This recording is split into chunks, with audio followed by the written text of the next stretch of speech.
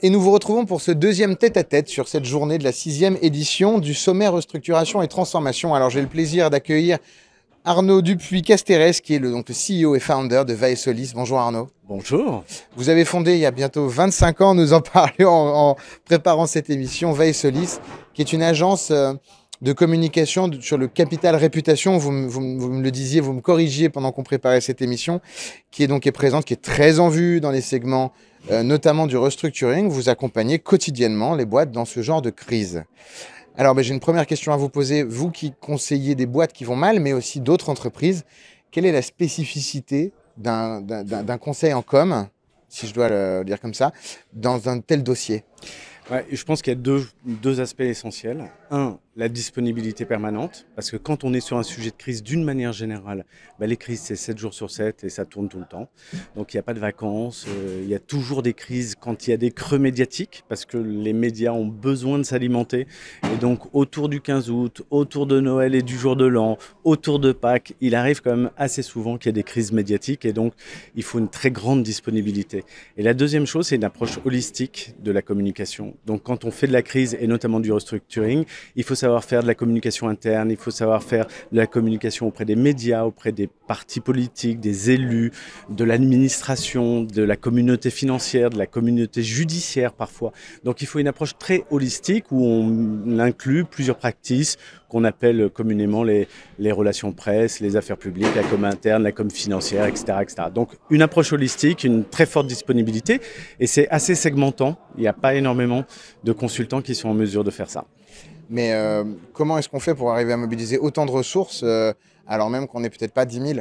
Parce que je veux dire, c'est quand même des ressources très spécifiques. Apporter un maximum de valeur ajoutée sur une communication judiciaire vis-à-vis d'instances, c'est une connaissance, c'est un savoir.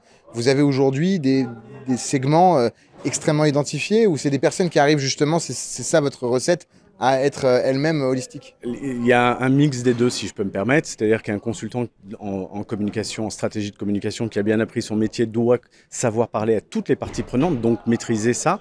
Et puis après, il y a le développement d'un cabinet de conseil comme le nôtre, qui fait que quand on est un peu plus de 50, on sait recruter les profils qui vont bien et avoir des expertises pointues sur l'essentiel des segments que je viens de décrire.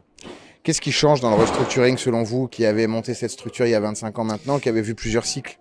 Il y a un point très important. Il y a une vingtaine d'années, le restructuring en tant que tel, c'était une crise en tant que telle et c'était des étapes majeures de la vie des entreprises quand elles étaient confrontées à ces problèmes-là. Aujourd'hui, il y a une accélération des crises, du nombre de crises et de la variété des origines de la crise qui est très très forte. Donc c'est un peu noyé dans la masse. Ça, c'est le premier point. Le deuxième point, c'est que dans le fond, c'est une crise, j'allais dire, un peu comme une autre. Donc, comme toutes les crises, il faut savoir les anticiper. Ça a beaucoup été dit aujourd'hui. Mais c'est plus tout à fait ça, le sujet d'aujourd'hui. Parce que, évidemment, ça s'anticipe. Évidemment, on voit venir les difficultés financières de l'entreprise. Évidemment, on sait qu'il va falloir qu'on downsize ou qu'on reconfigure l'outil industriel. Le problème, c'est qu'aujourd'hui, les entreprises sont confrontées à des disruptions permanentes qui viennent d'autres segments de leur environnement. Et c'est ça qui est l'enjeu des entreprises. Donc vous avez une crise Covid qui met à l'arrêt la production, vous avez une guerre en Ukraine qui touche une filière énergie agroalimentaire, vous avez l'IA qui arrive et qui disrupte tout un tas de métiers. Et donc en réalité, les entreprises aujourd'hui sont en transformation permanente, en tout cas doivent se vivre comme étant en transformation permanente.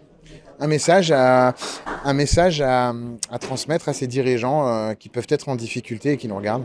Il y a un très vieil adage qui dit que seuls les paranoïaques survivent. Je crois que cet adage reste vrai aujourd'hui. Donc il faut être dans cette logique où il faut anticiper les coûts, au mauvais sens du terme, qui peuvent vous tomber dessus à tout moment et transformer votre business. La deuxième chose, c'est qu'il faut savoir s'entourer. En interne ou avec des conseils externes, c'est pas interdit, mais il faut savoir s'entourer et ne pas attendre le dernier moment pour se poser la question de savoir avec qui on va avoir affaire à mener la bataille de la transformation. Merci infiniment Arnaud de nous avoir d'avoir partagé cet instant avec nous. Nous vous retrouvons très bientôt sur nos plateaux et pour ma part, je vous retrouve dans un instant pour notre prochaine interview. Vous regardez For Change, à tout de suite.